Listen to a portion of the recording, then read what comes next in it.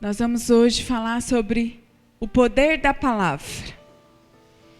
Vira aí para o seu irmão e diz assim: há poder nas suas palavras. E nós vamos aprender isso. Que as palavras têm poder. E aí Provérbios diz assim, 18, 21. A língua tem poder sobre a vida e sobre a morte. Os que gostam de usá-la comerão do seu fruto. Então nós começamos aqui com esse versículo que fala sobre o poder das palavras, né? E nós sabemos que lá no capítulo 1 de Gênesis diz que Deus, a terra era sem forma e vazia, e o Espírito Santo do Senhor pairava sobre a face das águas. Vamos ler direitinho, que vai que eu esqueci alguma coisa, eu gosto sempre de acompanhar. Mas diz assim lá no capítulo 1 de Gênesis: no princípio criou Deus o céu e a terra, porém, estava sem forma e vazia. Havia trevas sobre a face do abismo, e o Espírito de Deus pairava sobre as águas. E disse Deus: haja luz, e houve luz. E viu Deus que a luz era boa, e fez separação entre a luz e as trevas. Até aqui só. Olha só, queridos. Deus criou todas as coisas através do quê? Da palavra. Aqui nós lemos que Deus disse: haja luz e houve luz. Então, para a gente entender, queridos, que tudo aquilo que sai dos nossos lábios tem poder. Só que muitas vezes nós não tomamos cuidado. E é isso que nós vamos aprender juntos. Então, nós lemos aqui o provérbio diz que a língua, ela tem poder sobre a vida e sobre a morte. E olha só, na parte B diz assim: os que gostam de usá-la comerão do seu fruto. Então, se você falar coisas boas, se você então plantar, porque primeiro nós pensamos, amém? Depois nós falamos. Não é? Essa é a ordem natural das coisas. Então, se nós pensarmos coisas ruins, o fruto daquilo que nós falarmos também vai ser ruim. Mas se nós pensarmos e falarmos coisas boas, vai trazer vida. Então, tudo aquilo que nós colhemos o fruto daquilo que nós falamos. Existe um ditado que é muito interessante, que diz que existem 3 coisas que não voltam mais. Que é a flecha lançada, a palavra dita e a oportunidade que foi perdida. A flecha, uma vez que você atira uma flecha, ela tem um destino, ela pode até desviar, não é? Eu me lembro da cena do Guilherme Tell, do Tempo do Irmão aqui, né? Né? Do Guilherme Tell, aquela minissérie, né? Colocava a maçã assim e ele acertava. Se eu for tentar fazer isso, eu não vou acertar. Mas a palavra, ela tem o destino certo. E o destino é sempre o coração, queridos. E sabe, há uma preocupação, porque nós vamos falando muitas coisas, sem pensar, sem refletir. E aí as coisas não vão acontecendo como nós queremos ou esperamos, e nós nos damos conta do motivo disso não estar acontecendo, é porque as palavras estão sendo lançadas. Então a palavra, ela tem o destino certo, que é o coração. E a oportunidade, eu costumo sempre falar para as pessoas que eu tenho um temor muito grande. Uma colega que trabalha comigo, uma vez a gente conversando, ela falou: olha, eu não converso com meu pai já faz algum tempo, e eu, a pouca abertura que ela me deu, eu comecei a falar com ela. Eu falei: você não pode ficar sem falar com seu pai. Você já pensou na possibilidade de acontecer alguma coisa com seu pai e ele morrer? Você vai viver com remorso o resto da vida. Então existem oportunidades, queridos, que passam e que nós não damos conta de que elas passam. Então diga para a pessoa que está do teu lado, diga para o seu esposo, diga para a sua mãe, para o seu pai, diga para as pessoas o quanto elas são importantes, o quanto você as ama. Muitos relacionamentos acabam se esfriando porque as pessoas não dizem, elas perdem a oportunidade. Tem algumas pessoas, a gente vai falar um pouco mais para frente, que têm dificuldade em falar algumas coisas, em declarar algumas coisas. Mas em nome de Jesus, toda a barreira que possa existir sobre a tua vida, ela vai ser quebrada nessa noite. Amém? E o poder da palavra, queridos, ele tem o poder de construir. Então, com a tua palavra, você pode trazer ânimo, você pode trazer refrigério, você pode trazer, através da tua palavra, esperança para alguém. Mas também, através de uma palavra, você pode matar a esperança de alguém. Você pode matar os sonhos de alguém. Você pode frustrar situações na vida de alguém.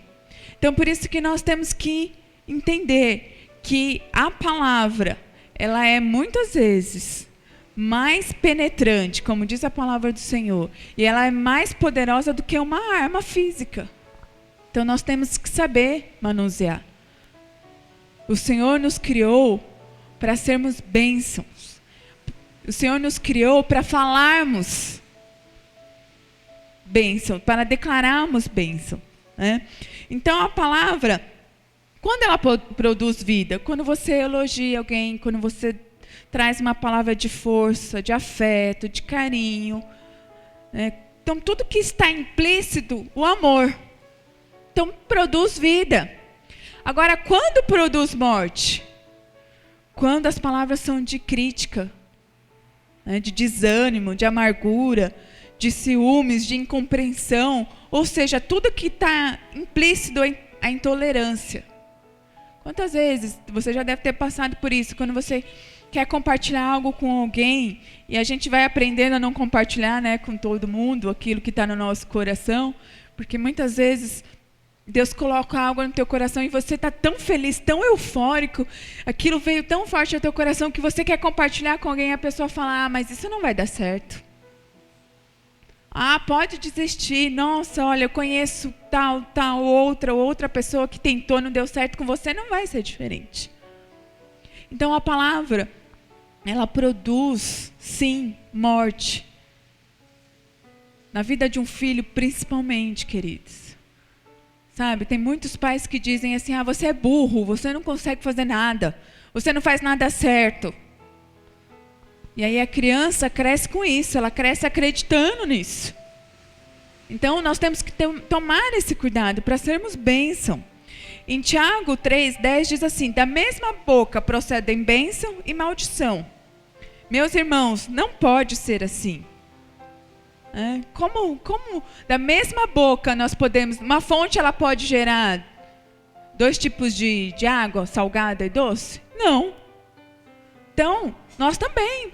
Não podemos, uma hora eu profetizo bênção, outra hora eu começo a profetizar a maldição.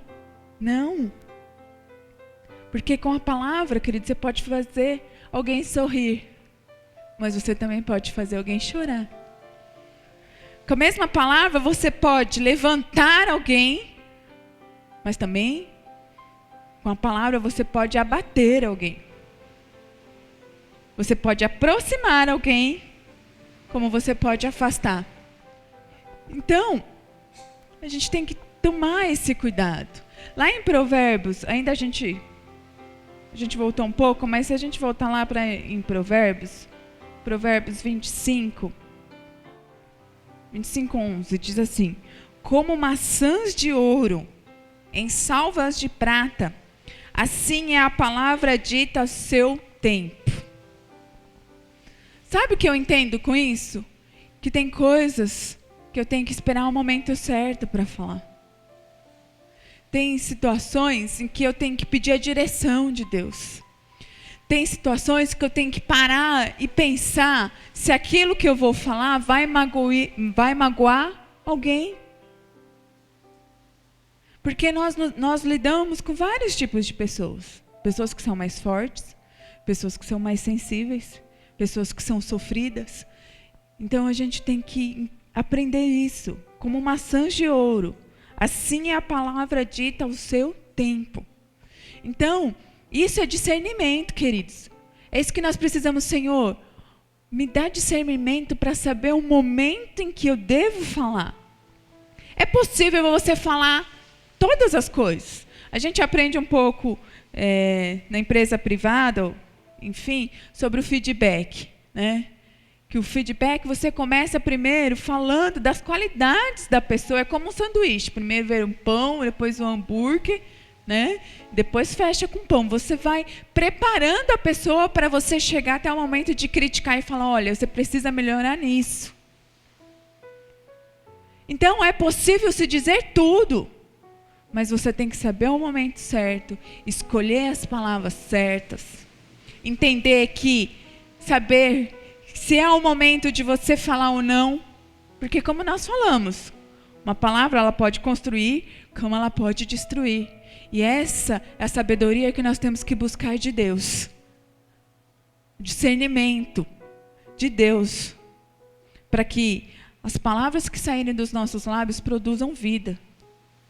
Como é bom saber, quando você aconselha alguém, e alguém olha e fala para você, aquela palavra que você falou, é claro, nós temos entendimento de que é o Senhor usando nas nossas vidas, mas você sabe que você é um instrumento. Quando alguém diz assim, aquela palavra trouxe um novo ânimo para a minha vida. Olha, eu estava aquele dia abatida, mas sem esperança, mas aquela palavra que você trouxe no meu coração, poxa, me fez enxergar as coisas como eu não estava enxergando.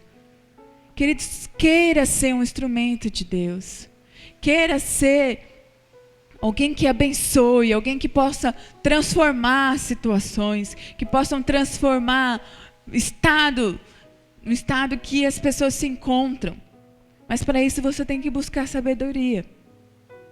Amém? E aqui eu trouxe 2 exemplos de pessoas que foram sábias com suas palavras, para que a gente possa entender e tomar como exemplo nas nossas vidas. Está lá em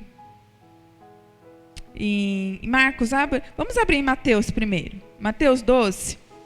Olha só, essa questão das palavras, elas são tão sérias para Deus, que lá em Mateus 12, 36,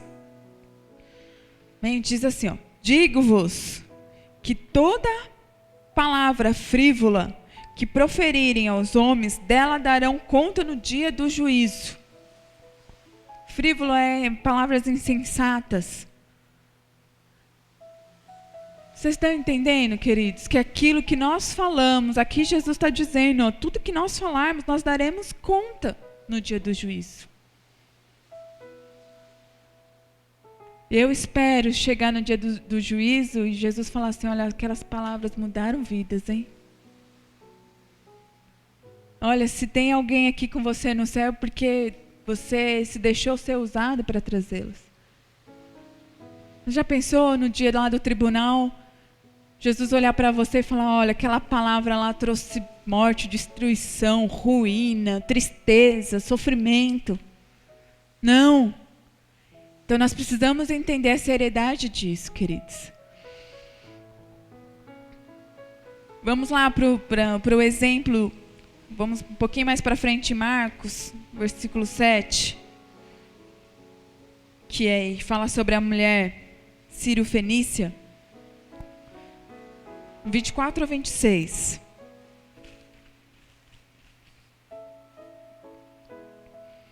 Levantando-se, partiu dali para as terras de Tiro, tendo entrado numa casa que queria que ninguém soubesse, no entanto, não se pôde ocultar-se, porque uma mulher cuja filhinha estava possessa do espírito imundo, tendo vindo a respeito dele, veio e prostrou-lhe aos pés. Essa mulher era grega, de origem sírio-fenícia, e rogava-lhe que expelisse de sua filha o demônio. Mas Jesus disse, deixa primeiro que me fartem os filhos, porque não é bom tomar o pão dos filhos e lançá-lo aos cachorrinhos. Olha só a palavra sábia desta mulher. É esse ponto que eu quero que nós cheguemos para entendermos.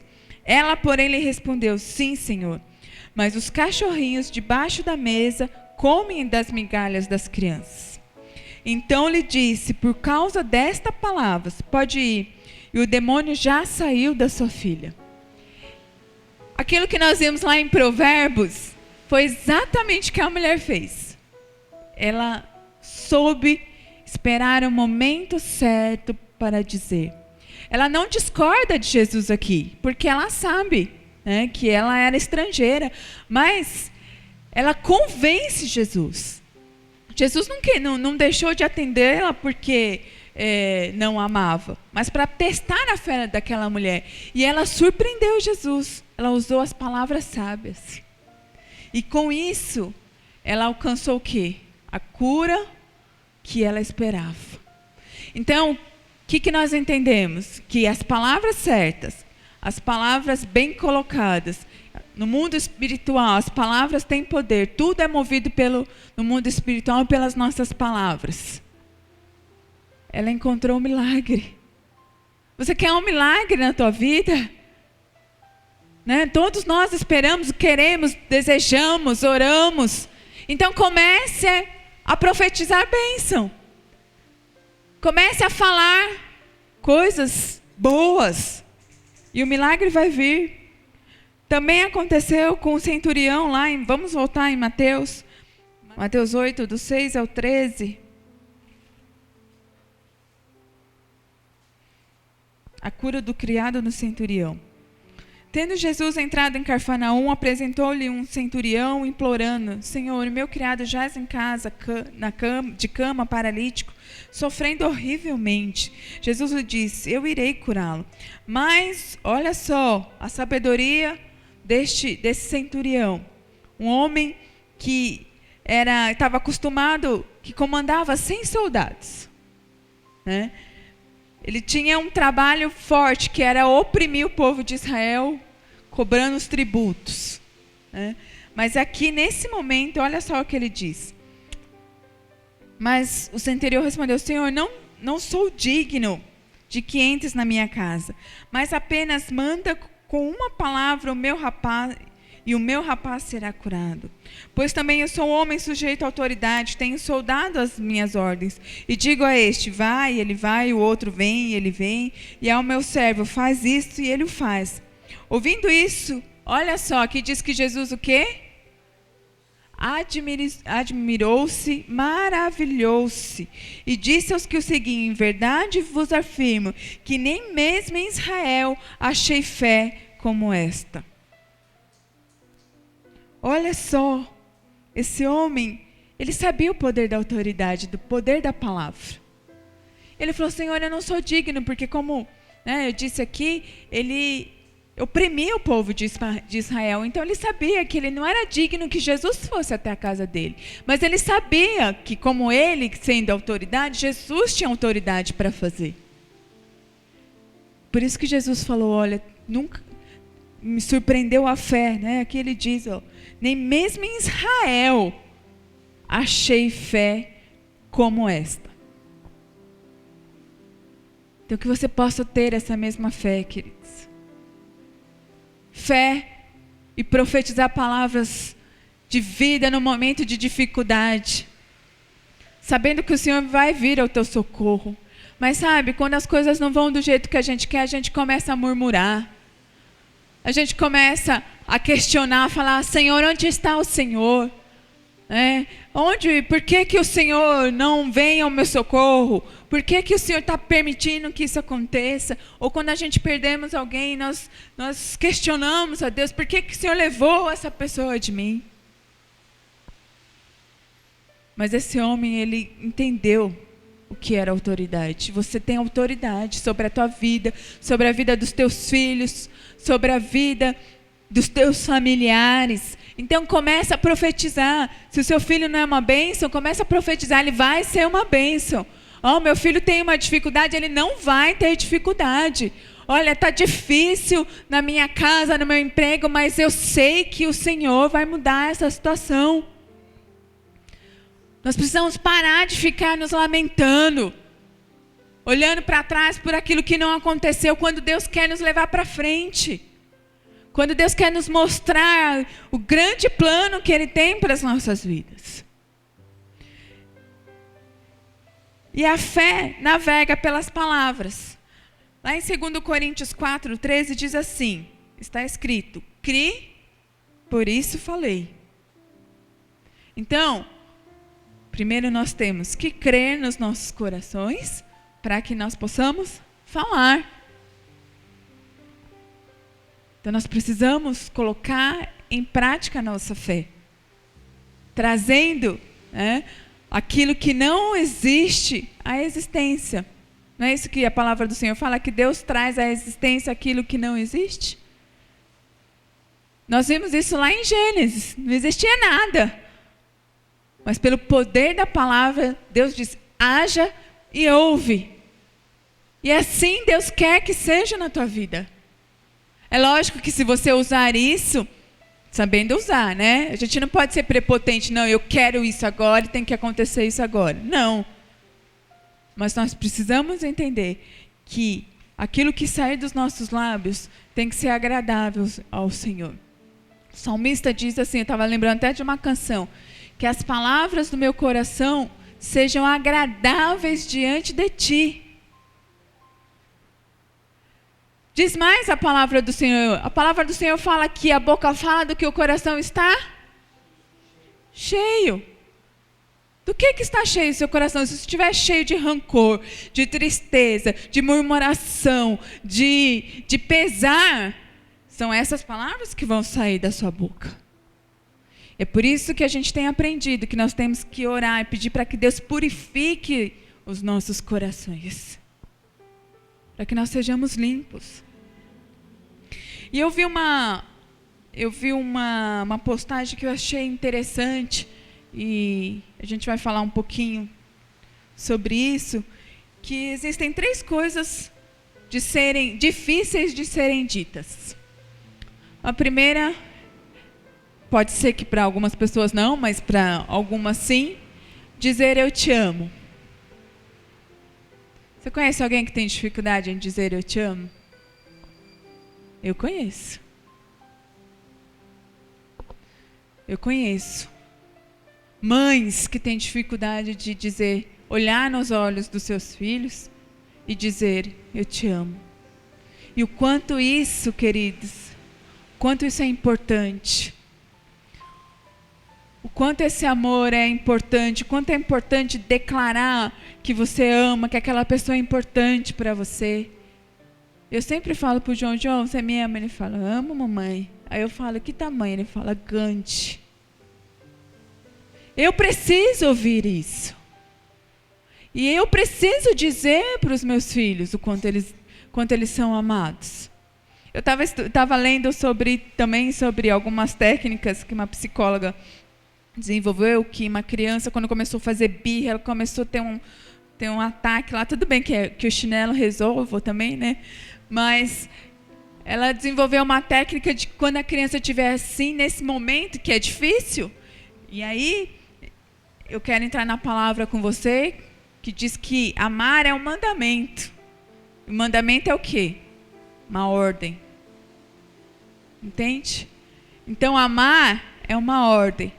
E aí, quando essa criança começou, ela queria ficar na casa da amiguinha, a mãe falou que não, ela chegou em casa, começou a gritar, começou a fazer escândalo, a mãe foi lá e abraçou aquela criança, ao ponto dela se acalmar e pedir perdão. É difícil, né? Porque no momento que a pessoa está, né, tendo um piti lá, o que você quer fazer? Você vai virar as costas? Não, mas ela desenvolveu essa técnica de ir até a criança e falar, olha, eu estou aqui com você. O poder do amor, ele transforma, é transformador, queridos. E certa vez os fariseus encontraram com Jesus e o tempo todo, né, a gente vê isso na palavra, os fariseus testavam. E aí eles perguntaram para Jesus, mestre, qual é o grande mandamento da lei? E Jesus respondeu, amarás ao Senhor teu Deus de todo o teu coração, de toda a tua alma e de todo o teu entendimento. Este é o grande e o primeiro mandamento. E o segundo é semelhante a este, amarás o teu próximo como a ti mesmo. Destes 2 mandamentos depende toda a lei dos profetas. Então, se é um mandamento, é uma ordem. Então, amar é uma ordem. Então, eu tenho que cuidar disso. Eu tenho que construir esse amor. E como eu construo esse amor? Declarando. Como é que eu construo um relacionamento de amor? Mostrando que aquela pessoa é importante para mim. Disciplinando, sim, mas também mostrando para a pessoa o quanto ela é importante. Dizer, olha, filho, eu te amo, você é importante, eu sonhei com você. Quantos filhos aí afora, as mães dizem, eu não esperava que você ter você veio numa hora que foi mais difícil. Quantas crianças recebem isso, queridos? Quantas pessoas vão esperar lá na fase adulta para ouvir dos lábios da sua mãe que, olha, eu te amo. Não perca essa oportunidade. Lembra do que a gente falou lá no começo, que são 3 coisas que não voltam mais atrás? A oportunidade, a palavra e a flecha. São as palavras que a gente lança. Então, entenda isso, que é uma ordem amar. Amém? E é fácil amar, porque o Senhor nos amou primeiro, é isso que diz a palavra dele. A todo instante, todos os dias, quando você amanhece, Deus está se declarando para você. Através da natureza, Ele se declara para você. Através da chuva, Ele está declarando o amor dEle a você. Então, façamos nós também. Não perca a oportunidade. Outra coisa que é difícil de dizer, que algumas pessoas têm dificuldade. Me perdoe. Parece que as pessoas se sentem diminuídas quando elas vão até a outra para pedir perdão. Eu não vou me rebaixar, já escutou isso? Eu não vou me rebaixar. Não vou mesmo. Só, queridos, que é você que está sendo prejudicado. É você. Porque o perdão, ele liberta. Então, não espere alguém chegar até você e pedir perdão, porque pode ser que isso não aconteça. Amém? Pode ser? Então, libere. Se você sente que você olhou para aquela pessoa e aí você falou, tem alguma coisa ainda? Sabe que eu tinha hoje eu parei com isso, mas eu tinha um livrinho que eu colocava o nome das pessoas que eu tinha dificuldade, para eu orar por elas. Quando a gente escreve, né, a gente tira fora aquele sentimento. Quando você não consegue falar com alguém. Eu tinha um caderninho, eu tinha uma colega minha que eu brincava com ela, você vai para o meu caderninho. Mas não espere alguém chegar e te pedir perdão. Porque talvez a pessoa não te peça perdão porque ela não consegue te pedir perdão. Ou talvez ela não tenha noção de que te magoou. Ok? Pode acontecer isso? Pode. Às vezes nós nos magoamos, mais as mulheres, né? Nós somos mestres em nos magoar, porque nós somos sensíveis. Então, às vezes, o jeito que a pessoa falou com você te magoou. E aquela pessoa não tem esse entendimento de que ela te magoou. Então, perdoe. Perdoar é um ato de grandeza, né? De quebrar o seu orgulho. E se você errar, vá e peça perdão, queridos. Isso vai trazer um alívio para a tua vida. Isso vai te trazer noites bem dormidas. Você vai ser uma pessoa mais resolvida. Nada vai te prender. A palavra do Senhor diz que se você vai ofertar e você tem alguma coisa contra o teu irmão, é melhor o quê? Não ofertar, queridos. Então não ache que se você chegar até a pessoa e pedir perdão a ela, você vai ser menor, que você está se humilhando. Não. É bênção para a tua vida. E eu vou trazer um versículo, né? Como eu gosto sempre de fundamentar.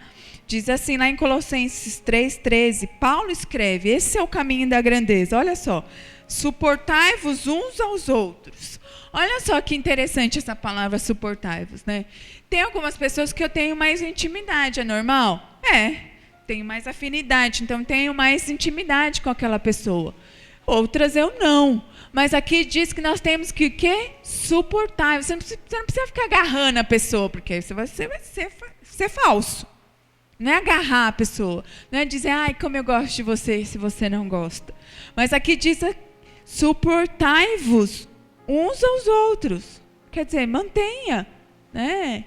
Mantenham compostura, mantenham bom convívio. Suportai-vos uns aos outros. Perdoai-vos mutuamente. Não é só perdoar, você perdoar ou pedir perdão. É mútuo, você perdoar e também liberar perdão. Caso alguém tenha motivo de queixa contra outrem. Assim como o Senhor vos perdoou, assim também perdoai-vos. Que Paulo dá um exemplo. Jesus te perdoou. Quem somos nós, queridos, para não perdoarmos se Jesus nos perdoou? Então, lembre-se disso. E a última palavra que é difícil, muitas vezes, é me ajude. Tem pessoas que têm dificuldade em pedir ajuda, né? Os homens são mestres nisso, né, querido? As mulheres, elas pedem. Elas têm essa necessidade de falar, olha, eu preciso de ajuda. Mas lá no versículo eu amo muito esse versículo, é um versículo muito conhecido em convites de casamento, mas ele é muito profundo no seu significado. Lá em Eclesiastes 4, 9 ao 12. Olha só o que diz. Melhor é serem dois do que um, porque tem melhor paga no seu trabalho. Nós somos criados para trabalharmos juntos, né? Deus nos fez um povo unido. Se um cair, o outro levanta o seu companheiro.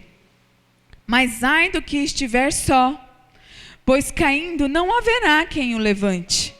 Se alguém quiser prevalecer contra um, os dois lhes resistirão. O cordão de 3 dobras não se quebra tão depressa. Não se quebra, não se rompe, né, facilmente. Deus nos fez para vivermos uns com os outros. Deus nos fez de modo a precisarmos da ajuda um do outro. Quando Deus cria Adão, ele olha para Adão. Eu lembrei agora do pastor Cláudio Duarte, que ele olhou para Adão, Adão estava muito feliz. Ele falou, peraí que eu vou acabar com essa felicidade. Quem ele criou? A mulher. Você está muito feliz. Mas voltando, Deus, ele olhou para Adão. Adão tinha colocado todos os nomes, aí eu acho que Adão foi vendo, foi percebendo, mas tem um macho, tem uma fêmea, né? Macho, uma fêmea e eu, né? Cadê? Aí Deus disse, não é bom que o homem fique só. Vou fazer-lhe uma mulher idônea, auxiliadora. Então, Deus nos criou. Lá na criação, Deus nos criou para vivermos juntos, não separados. Então, queridos, não tenha medo de dizer, olha, eu não estou conseguindo orar, eu não estou conseguindo jejuar, eu não consigo mais ler a Bíblia, olha, está difícil de ir à igreja, peça ajuda. Porque Deus se agrada disso. Não seja autossuficiente. Não, eu resolvo tudo, está tudo sob o controle. Não está. Então peça. E Deus vai colocar pessoas para te ajudar. Deus vai levantar pessoas que vai ser bênção na tua vida. E a caminhada vai ser mais fácil. Porque Deus vai preparar. Então, basicamente era isso. E eu queria só, já que nós aprendemos, né, eu queria fazer um ato de fé. Nós aprendemos que o mundo espiritual é movido por palavras. Amém? E tem algumas áreas aqui da nossa vida que eu quero te convidar a repetir comigo. E com fé. Né? Criei, por isso falei. Né? É isso que nós aprendemos aqui. Então, nós vamos lançar boas palavras sobre algumas áreas das nossas vidas. E eu creio que Deus vai fazer conforme o querer dele nas nossas vidas. Então vamos lá. Sobre as nossas finanças. Nós vamos dizer assim: Deus suprirá todas as minhas necessidades. Amém? É isso que diz lá em Filipenses. Sobre a minha saúde, nós vamos declarar: sou curado, sarado pelas pisaduras de Jesus. Amém? Sobre a minha família, nós vamos dizer: eu e a minha casa serviremos ao Senhor. Nenhum mal acontecerá sobre a minha casa, sobre meus filhos, sobre o meu esposo, sobre a minha esposa. Amém?